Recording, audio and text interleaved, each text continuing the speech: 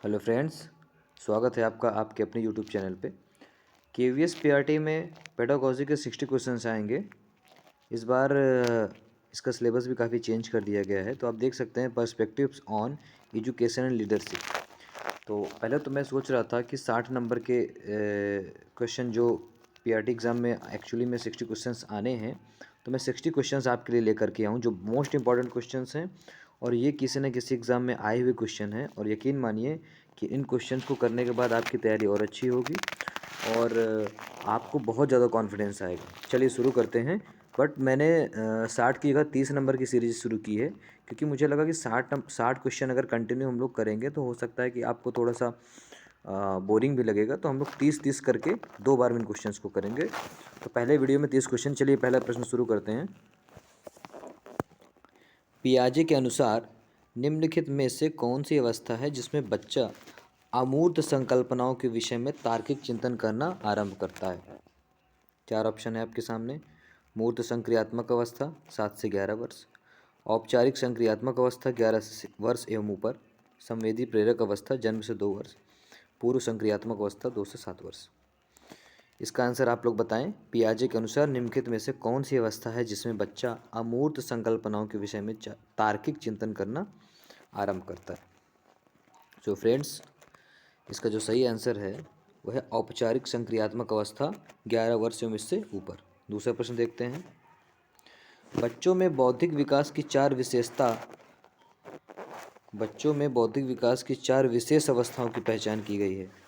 4 विशेष अवस्थाओं की पहचान, ये विशेषता की जगह यहाँ पर विशेष होगा। 4 विशेष अवस्थाओं की पहचान की गई है। किसके द्वारा की गई है? कोहलबर्ग द्वारा, एरिक्सन द्वारा, स्किनर द्वारा, पियाजे द्वारा। फ्रेंड्स, इसका सही आंसर है पियाजे द्वारा। अगला प्रश्न देखते हैं। विकास कभी न समाप्त होने वाली प्रक्रिया है। प्रश्न को जब आप ध्यान से पढ़ेंगे तो उसको समझेंगे ध्यान से, तब कहीं ना कहीं आपको सही आंसर को खोजने में ज़्यादा आसानी होगी। विकास कभी न समाप्त होने वाली प्रक्रिया है। यह विचार किससे संबंधित है?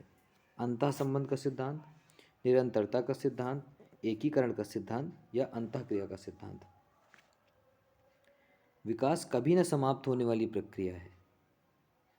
इसका राइट आंसर है निरंतरता का सिद्धांत। क्योंकि डेवलपमेंट जो है वो कंटिन्यू होता रहता है, निरंतर चलता रहता है। वो कभी समाप्त होने वाली प्रक्रिया नहीं होती है। चाहे वो बुद्धि का विकास हो, चाहे वो शारीरिक विकास हो, वो लगातार चलता है। तो ये निरंतरता का सिद्धांत है। चौथा प्रश्न देखते हैं। प्राथमिक स्तर पर ध्यान से देखें। प्राथमिक स्तर पर एक शिक्षक में निम्न में से किसे सबसे महत्वपूर्ण विशेषता मानना चाहिए? प्राथमिक स्तर पर ध्यान दीजिए। पढ़ाने की उत्सुकता, धैर्य और दृढ़ता, शिक्षण पद्धतियों और विषयों के ज्ञान में दक्षता, अति मानक भाषा अति मानक भाषा में पढ़ाने में दक्षता। तो इस प्रश्न को जब आप ध्यान से पढ़ेंगे, प्राथमिक स्तर पर सबसे ज़्यादा चैलेंज प्राथमिक स्तर पर, मैं खुद प्राथमिक का शिक्षक हूँ तो मैं आपको बताता हूँ कि वहाँ पर सबसे ज़्यादा पेशेंस आपको रखना पड़ता है, बहुत ज़्यादा धैर्य रखना पड़ता है। तो आपके अंदर धैर्य तो ज़रूर होना चाहिए क्योंकि बहुत छोटे छोटे बच्चे रहते हैं, उनको धैर्य के साथ पढ़ाना है। आप यूजुअली आप कभी बच्चों को पढ़ाते हैं, चीज़ों को बताते रहते हैं, तो बच्चा सीखता है, नेक्स्ट डे आता है वो फिर भूल जाता है। तो आपको वहाँ पर धैर्य से काम लेना है। तो सबसे ज़्यादा प्राथमिक स्तर पर धैर्य होना बहुत ज़रूरी है। पढ़ाने में उत्सुकता ये इतना इंपॉर्टेंट नहीं है, लेकिन धैर्य और दृढ़ता ये सबसे ज़्यादा इंपॉर्टेंट, ये राइट आंसर है। पांचवा प्रश्न देखते हैं फ्रेंड्स। निम्नलिखित में से कौन सा शिक्षार्थियों में सृजनात्मकता का पोषण करता है? अच्छी शिक्षा के व्यवहारिक मूल्यों के लिए विद्यार्थियों का शिक्षण, प्रत्येक शिक्षार्थी की अंतर्जात प्रतिभाओं का पोषण करने एवं प्रश्न करने के अवसर उपलब्ध कराना, विद्यालय जीवन के प्रारंभ में उपलब्धि के लक्ष्यों पर बल देना, परीक्षा में अच्छे अंकों के लिए विद्यार्थियों की कोचिंग करना। तो निम्नलिखित में से कौन सा शिक्षार्थियों में सृजनात्मकता का पोषण करता है? इसका राइट आंसर जो है बी होगा। प्रत्येक शिक्षार्थी की अंतर्जात प्रतिभाओं का पोषण करने एवं प्रश्न करने के अवसर उपलब्ध कराना। होता क्या है कि जब अगर मैं आपको एक चीज़ समझाता हूँ, जैसे मान लीजिए कि आप किसी भी क्लास में, प्राथमिक स्तर पर किसी भी क्लास में पढ़ा रहे हैं, या आप थोड़ा सा हायर में भी जा सकते हैं, हायर एजुकेशन में भी, आप कहीं पर भी विद्यालय में बच्चों को पढ़ा रहे हैं।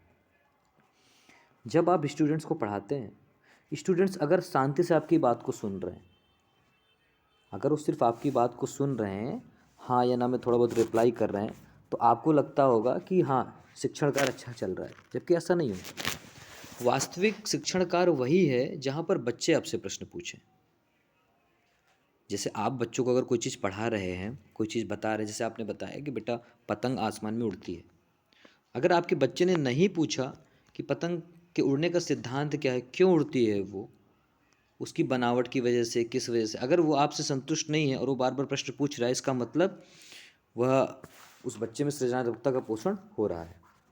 अगर वो प्रश्न नहीं पूछ रहा है, इसका मतलब कि बच्चा जो है उसके अंदर सृजनात्मकता का पोषण नहीं हो रहा है। तो इसमें इसका राइट आंसर होगा कि प्रत्येक शिक्षार्थी की अंतर्जात प्रतिभाओं का पोषण करना एवं प्रश्न करने के अवसर उपलब्ध कराना। और प्राथमिक स्तर पर ये चीज़ तो बहुत ज़्यादा इंपॉर्टेंट है कि अगर कोई स्टूडेंट है तो वो अपनी बात को रख रहा है, अगर वो अपनी बात को रखता है तो उसकी बात को सुनना है, समझना है, कहीं ना कहीं वो भी अपने कॉन्सेप्ट से, अपने हिसाब से ही चीज़ों को बताता है, तो उस चीज़ को आपको समझना है और धैर्य के साथ उसको समझना है।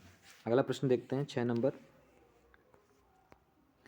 वह अवस्था जब बच्चा तार्किक रूप से वस्तुओं और घटनाओं के विषय में चिंतन प्रारंभ करता है। जब बच्चा तार्किक रूप से, जब बच्चा तर्क करने लगता है। संवेदी प्रेरक अवस्था, औपचारिक संक्रियात्मक अवस्था, पूर्व संक्रियात्मक अवस्था, मूर्त संक्रियात्मक अवस्था। इसका राइट आंसर होगा मूर्त संक्रियात्मक अवस्था। सातों प्रश्न देखते हैं फ्रेंड्स। निम्नलिखित में से किस अवस्था में बच्चे अपने समवयस्क समूह के सक्रिय सदस्य हो जाते हैं? ऐसी कौन सी अवस्था होती है जिसमें बच्चे जो अपने समवयस्क, समवयस्क का मतलब ये कह सकते हैं जो उसी के उम्र के, हम उम्र जिनको आप कह सकते हैं, उस उम्र के जो है सक्रिय सदस्य हो जाते हैं? किशोरावस्था, प्रौढ़ावस्था, पूर्व बाल्यावस्था, बाल्यावस्था। तो ना बाल्यावस्था इसका उत्तर है, ना पूर्व बाल्यावस्था है, ना प्रौढ़ावस्था। इसका राइट आंसर किशोरावस्था। किशोरावस्था जो है आंधी और तूफान की अवस्था होती है, बहुत ही ज़्यादा खतरनाक अवस्था होती है। 8 नंबर प्रश्न में आते हैं फ्रेंड्स। ये जो जो भी क्वेश्चंस आपको बताए जा रहे हैं, इन क्वेश्चन से रिलेटेड जो भी जिन टॉपिक्स से क्वेश्चंस बने हुए हैं वो बहुत इंपॉर्टेंट टॉपिक्स हैं और आपके सिलेबस में पूरी तरह से आए हुए हैं। पूरा सिलेबस को कवर करके इन क्वेश्चंस को बनाया गया है और ये मोस्ट इंपॉर्टेंट क्वेश्चंस है। ये सारे क्वेश्चंस किसी न किसी एग्जाम में आए हुए हैं। 8 नंबर प्रश्न को देखते हैं। निम्न कक्षाओं में शिक्षण की खेल विधि आधारित है।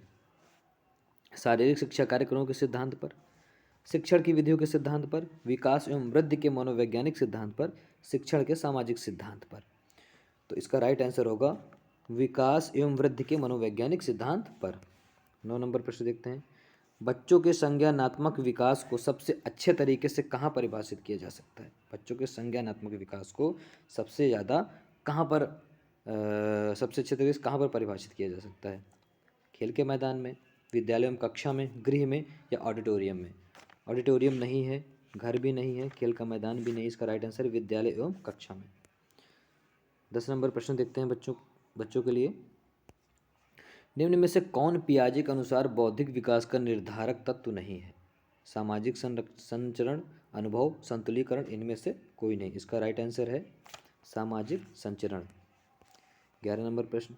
बालकों की सोच, इस प्रश्न को ध्यान से पढ़ें। बालकों की सोच अमूर्तता की अपेक्षा मूर्त अनुभवों एवं प्रत्ययों से होती है या अवस्था है? 7 से 12 वर्ष तक, 12 वर्ष से वयस्क तक, 2 से 7 वर्ष तक, जन्म से 2 वर्ष तक। तो अमूर्तता की अपेक्षा मूर्त अनुभवों पर यह हो जाएगा 7 से 12 वर्ष तक।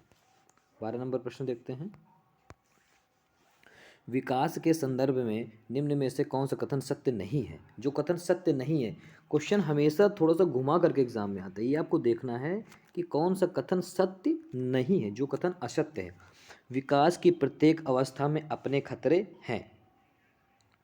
विकास की प्रत्येक अवस्था में ये अपने अवस्था में अपने खतरे हैं, ये कथन तो सत्य है। विकास उकसाने या बढ़ावा देने से नहीं होता। विकास जो है उकसावा या बढ़ावा देने से नहीं होता। सी नंबर देखते हैं। विकास सांस्कृतिक परिवर्तनों से प्रभावित होता है। विकास की प्रत्येक अवस्था की अपनी विशेषताएं होती हैं। तो ये कथन आपका ए नंबर सही है, सी नंबर सही और डी नंबर भी सही। लेकिन बी नंबर को आप ध्यान से देखें कि विकास उकसाने या बढ़ावा देने से नहीं होता, गलत बात है। विकास उकसाने या बढ़ावा देने से होता है। तो 12 का बी। 13 नंबर प्रश्न आते हैं। निम्न में से कौन सा विकासात्मक कार्य उत्तर बाल्यावस्था के लिए उपयुक्त नहीं है? कौन सा विकासात्मक कार्य उत्तर बाल्यावस्था के लिए उपयुक्त नहीं है? सामान्य खेलों के लिए आवश्यक शारीरिक कुशलता ही सीखना, पुरुषोचित या स्त्रियोचित सामाजिक भूमिकाओं को प्राप्त करना, वैयक्तिक आत्मनिर्भरता प्राप्त करना, अपने हम उम्र बालकों के साथ रहना सीखना। तो इसका राइट आंसर होगा पुरुषोचित या स्त्रियोचित सामाजिक भूमिकाओं को प्राप्त करना। 13 नंबर, विकास का अर्थ है। विकास का अर्थ क्या है? परिवर्तनों की उत्तरोत्तर श्रृंखला, अभिप्रेरणा के फलस्वरूप होने वाले परिवर्तनों की उत्तरोत्तर श्रृंखला, अभिप्रेरणा एवं अनुभव के, ये अभिप्रेरणा नहीं है, ये अभिप्रेरणा है। अभिप्रेरणा एवं अनुभव के फलस्वरूप होने वाले परिवर्तनों की उत्तरोत्तर श्रृंखला, परिपक्वता एवं अनुभव के फलस्वरूप होने वाले परिवर्तनों की श्रृंखला। तो इसका राइट आंसर हो जाएगा परिपक्वता एवं अनुभव के फलस्वरूप होने वाले परिवर्तनों की श्रृंखला। 15 नंबर प्रश्न देखते हैं, खिलौने की आयु कहा जाता है।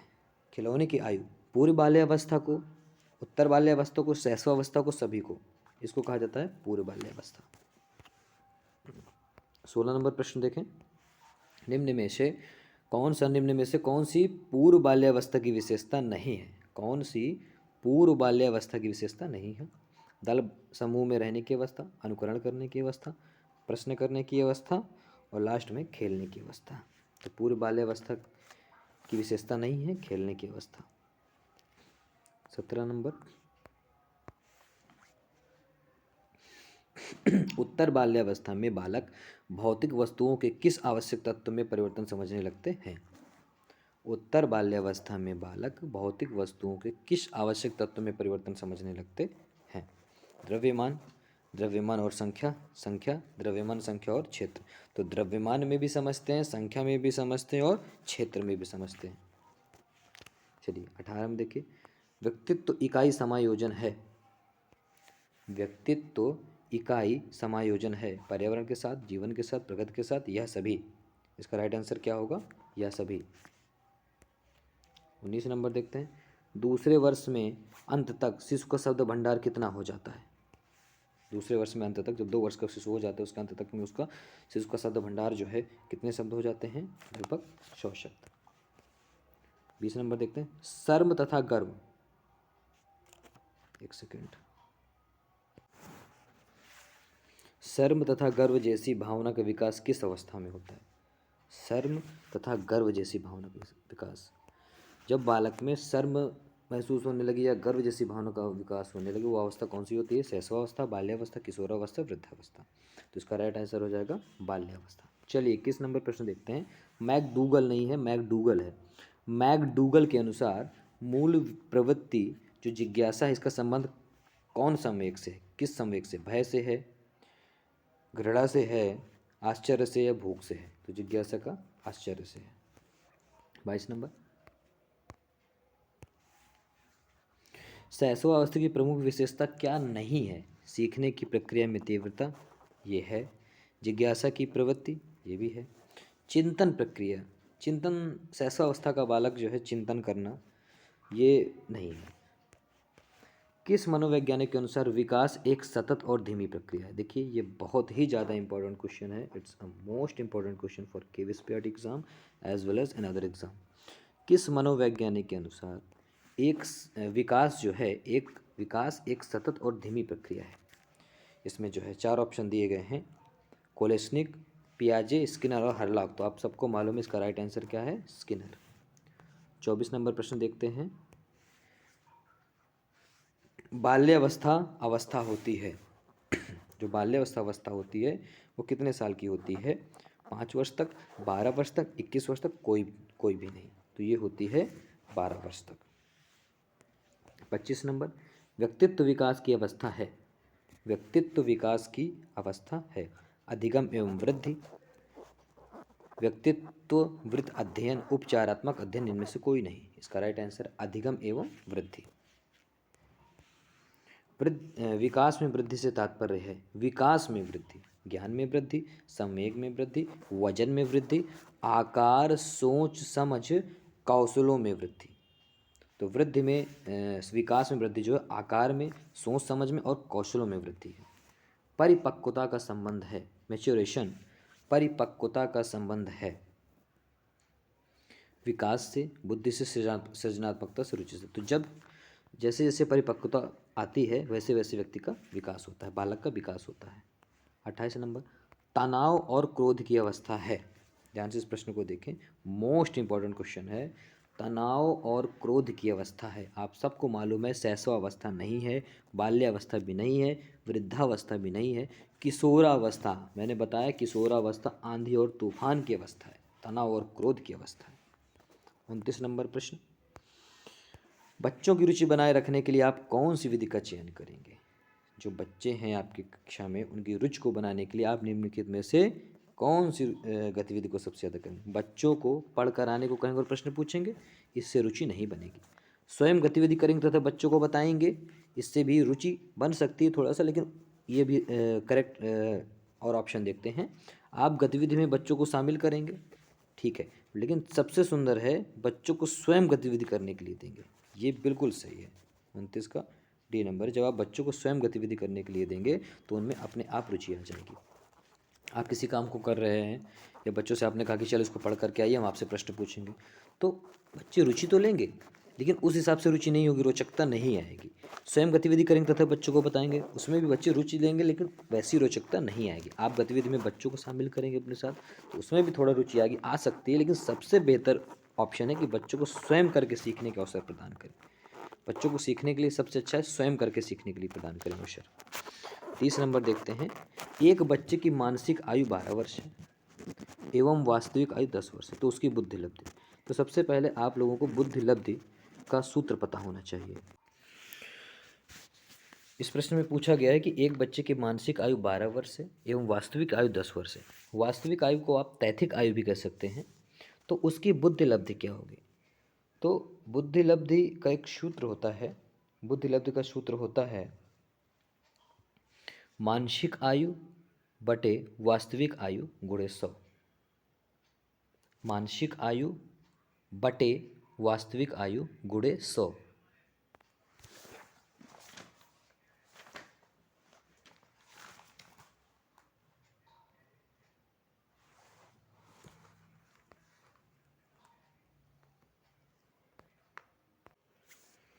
तो जब आप मानसिक आयु बटे वास्तविक आयु, मानसिक आयु है 12 और वास्तविक आयु है 10, तो जब आप करेंगे 12 बटे 10, मानसिक आयु बटे वास्तविक आयु और गुणे करेंगे 100, तो 10 से 0 कट जाएगा। अब आपका बचेगा 12 गुणे 10, दिया आ जाएगा 120, 120। आपका राइट आंसर होगा 120।